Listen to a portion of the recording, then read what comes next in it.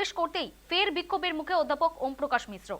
অভিযোগ, এসএফআই এর ছাত্ররা প্ল্যাকার্ড হাতে তাকে ঘিরে বিক্ষোভ দেখান। রীতিমতো হাত জোড় করে অফিসে ঢোকেন ওম প্রকাশ মিশ্র। তারপর অধ্যাপকের অফিসের সামনে প্ল্যাকার্ড হাতে বসে পড়েন ছাত্রীরা।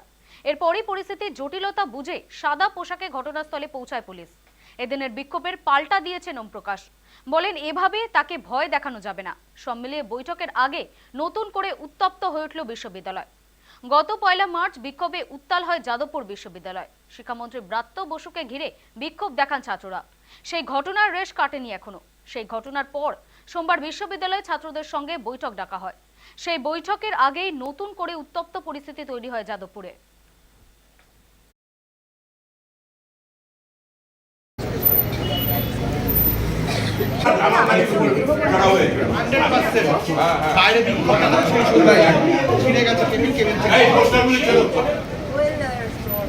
রিপোর্টে এইটা বলবেন না উনি অভিযোগ করলেন বাধা দিল, তাহলে এতগুলি ক্যামেরা করছে নাকি? ওই দিন 1 মার্চ যেটা হলো, এটা তো ভাগ্য ভালো আমাদের সবার।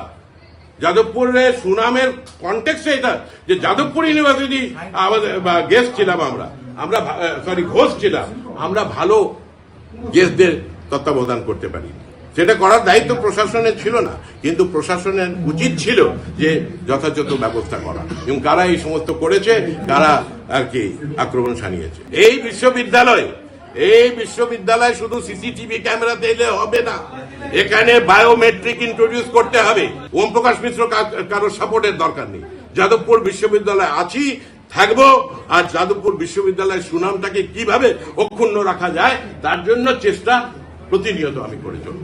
একজন বিশ্ববিদ্যালয়ের অধ্যাপককে যাকে নিগ্রহ করা হয়েছে, তাকে আপনি বাধাদান করবার প্রচেষ্টা করছে, এই বাধাদান সফল হবে না। আর ওম প্রকাশ মিশ্র কোনোদিন ভয় পায় না।